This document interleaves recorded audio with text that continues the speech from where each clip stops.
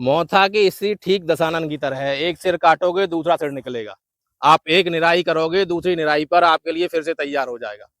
तो सबसे बड़ी बात है कि आपको मोथा की ये जो जड़ है, जैसे कहते थे दशानन की नाभि में अमृत था, वो अमृत खत्म करना है।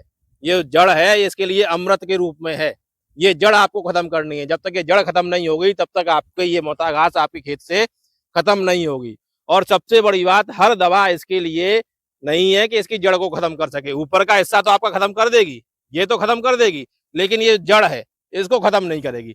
इसके लिए कुछ ही दवाएं हैं जो ये आपके लिए खत्म कर सकती हैं। मोथा एक ऐसी घास है जिससे हमारा हर किसान परेशान है, चाहे वो कोई सी भी फसल करे, कोई सी भी खेती करे। ये मोथा उसके लिए भस्मासुर की तरह है, जिसका कोई उसको इलाज नहीं मिलता है, कोई इसका ट्रीटमेंट नहीं मिल पाता। फसल को तो वो खराब करता ही करता है, जमीन पर भी केवल सारी की सारी जो पोषक तत्व हैं, सारा का सारा मोथा घास ही ले लेती है और फसल हमारी कमजोर हो जाती है। ऐसे में हमारा किसान इस पर खर्चे भी बहुत ज्यादा करता है, लेकिन फिर भी उसको प्रॉपर फायदा इसको हटाने का नहीं मिलता है।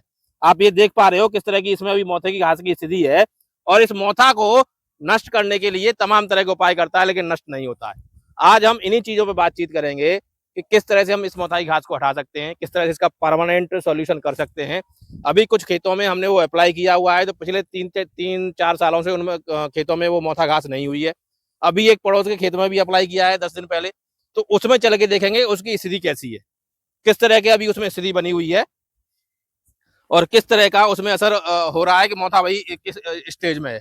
तो आपको सारी जानकारी मिलेगी कि आप मोथा घास को किस तरह से खत्म कर सकते हैं, और आने वाले समय के लिए किस तरह से आपके लिए दुखदाई घास जो है, जो एक बड़ी समस्या खड़ी कर सकती है, आने वाले समय में आपके खेतों में या आपकी फसल में देखने को नहीं मिलेगी। अभी आप यहाँ पे देखोगे, इस खेत में जो है ये मोथा का ट्रीटमेंट किया गया है, तो आप देख सकते हो किस तरह की स्थिति बनी हुई है। करीब 10-12 दिन पहले इसमें मोथा जो ट्रीटमेंट किया गया है, और देखोगे आप ये मोथा ऊपर से जो है मरना शुरू हो गया। ये देखिए पत्तियां ये पीली पीली पड़ने लगी हैं, और ऊपर से ये जो है धीरे धीरे खत्म होने लगा। मोथा की बात करें तो मोथा ऐसी घास है कि जो ऊपर से तो खत्म हो जाती है, लेकिन इसकी जड़ें खेती में बनी रहती हैं, खेत में बनी रहती हैं। तो बार बार एक तरह से कहें कि भाई बार बार निकलती हैं। आप हटाओगे, निराई करा के हटाओगे या अन्य माध्यम से हटाओगे, तो बार बार बाहर निकलेगी। सबसे बड़ी बात है, जब तक इसकी आप ये जड़ देख रहे हो, ये कंद जैसी जड़ दिखाई दे रही है, जब तक ये जड़ खत्म नहीं होगी, मोथा घास खत्म नहीं होगी। मोथा की स्त्री ठीक दशानन की तरह है, एक सिर काटोगे दूसरा सिर निकलेगा। आप एक निराई करोगे, दूसरी निराई पर आपके लिए फिर से तैयार हो जाएगा।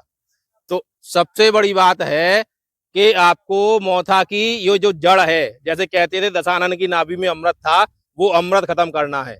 ये जड़ है, इसके लिए अमृत के रूप में है। ये जड़ आपको खत्म करनी है। जब तक ये जड़ खत्म नहीं होगी, तब तक आपके ये मोथा घास आपके खेत से खत्म नहीं होगी।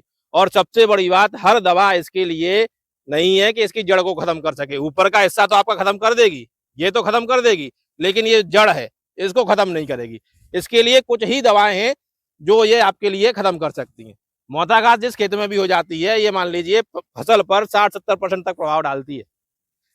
निराई गुड़ाई का खर्चा बहुत ज्यादा बढ़ जाता है, फसल में उत्पादन क्षमता घट जाती है। जो भी पोषक तत्व तो आपकी फसल को मिलने चाहिए, वो सीधे सीधे मोथा घास को मिलते हैं। तो सबसे बड़ी बात, आप इस खेत को देख रहे हो, दूर तक एकदम पूरा खेत खाली पड़ा हुआ है, कोई जुताई नहीं की हुई है। तो आपको भी इसी तरह से इसका ट्रीटमेंट करना है।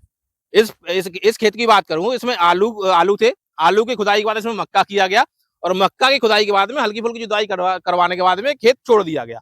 बारिश के बाद में आप देखो पूरा पूरा ये मोथा निकल के तैयार हो चुका है। और अब इस समय इस मोथे का जो ट्रीटमेंट किया गया है, ये नहीं है कभी खरपतवार निकला हम जुताई करा दें, जुताई में खरपतवार खत्म हो जाएगा, नहीं भैया। और खरपतवार खत्म हो जाएंगे, लेकिन आपका ये मोथा खत्म नहीं होगा। तो इसके लिए आपको क्या करना है, जैसे ही मोथा ऊपर निकल आए, उसके बाद इसमें आपको दवाई डालनी है। और जैसे मैंने पहले बताया कि हर दवाई इसमें काम नहीं करेगी, कुछ ही दवाइयां हैं जो इसमें काम करेंगी, और इसकी जो ये जड़ है, इसकी जड़ को नीचे से खत्म करेंगी। इस तरह की जो जड़ रहती है इसमें, ये जो जड़ रहती है, जब तक ये इसकी गांठ खत्म नहीं होगी, तब तक ये खत्म नहीं होगा। इसको खत्म करना जरूरी है। इसके लिए भी साथियों 2 दवाई आती हैं। एक आती है धानुका की सेम्प्रा, सेम्प्रा को आप इसमें यूज कर सकते हो, सेम्प्रा डाल सकते हो। अगर आपको वो सेम्प्रा नहीं मिल रही है, या सेम्प्रा आपके पास उपलब्ध नहीं है, या आसपास में उपलब्धता सेम्प्रा की नहीं है, तो इसमें आप ग्लाइफोसेट डाल सकते हो। जैसे आप मेरे पास देख रहे हो, ये देखिए, ये है सिस्टमेटिक हर्बिसाइड ग्लाइफोसेट 71%। ये जो है आपका नीचे तक खेत में इसकी जड़ें जो रहती हैं, उसके जड़ तक काम करेगी। लेकिन सबसे बड़ी बात ये है कि इसको डालने के बाद में आपको खेत को थोड़ा समय देना होगा।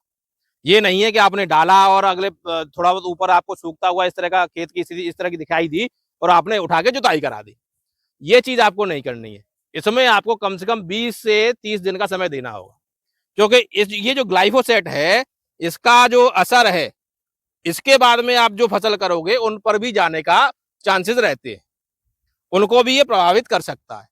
तो इसका जो असर रहता है करीब-करीब 1 महीने के आसपास तक रहता है। तो 1 महीने में पूरी तरह से ये जो है आपका मोथा नष्ट हो जाएगा। तो सीधी-सी बात ये है कि जब भी बरसात में आपका इस तरह से मोथा अच्छे से निकल आए या फिर आप बरसात का इंतज़ार नहीं कर रहे हो, तो आप अगर पलेवट करके इस तरह से मोथा अपने खेत में उगा लेते हो और उसके बाद इसका यूज़ करते हो, तो कम से कम इतना समय आपको जो है इस दवा को ग्लाइफोसेट को देना पड़ेगा। उसके बाद में ये निश्चित है आने वाले 2-3 वर्षों तक आपके खेत में मोथे की शिकायत बिल्कुल देखने को नहीं मिलेगी। और जब भी आप इसका स्प्रे करें, तो सावधानी आपको रखनी है। स्प्रे पूरी तरह से होना चाहिए, सब जगह होना चाहिए। अब जैसे इस खेत की बात करूँ तो यहाँ पे ये देखिए, ये जो है स्प्रे करते समय ये हिस्सा छूट गया है, तो यहाँ पर ये मोथा रह गया है। अब एक कुछ पौधे भी अगर मोथे के रह जाएँगे, तो फिर से इन्हीं गाँठों से पूरे खेत में मोथा फैल जाएगा। तो आपको इन चीज़ों का विशेष ध्यान देना है कि इस तरह से आपको ये कोई भी हिस्सा आपका छूटना नहीं चाहिए। अब साथ ही उसकी डोज़ की बात कर लेते हैं। जैसे आप मेरे हाथ में देख रहे हो, ये 100 ग्राम का पैकेट है और अगर मैं इसकी बात करूँ, तो 20 से 25 लीटर में करीब 200 ग्राम का आपको घोल बनाना है। और जो भी आप घोल बनाओगे, तो आपको जब स्प्रे करना है, तो इस तरह से स्प्रे करना है कि जो पौधा है, जो भी खरपतवार है, पूरी तरह से भीगना चाहिए। आप उसमें ये ना देखें कि भई ज़्यादा पानी लग रहा है या कम लग रहा है, आपको पूरी तरह से भिगो के चलना है। तो एक पानी की मात्रा भई कितने में कितना लगेगा वो नहीं, आप केवल टंकी में 20 से 25 लीटर पानी की स्थिति में ये 2 पाउच डालने हैं, 200 ग्राम आपको डालना है। तो इस तरह से आपको ये दवा का जो है छिड़काव करना है। तो ये तो मुख्यतः बात हो गई भई दवा का छिड़काव आपको किस तरह से करना है। तो साथियों इस तरह की वीडियोज़ के लिए लगातार आप चैनल पर बने रहें। पहली बार हैं तो चैनल को सब्सक्राइब कर लें, वीडियो को लाइक और शेयर करें।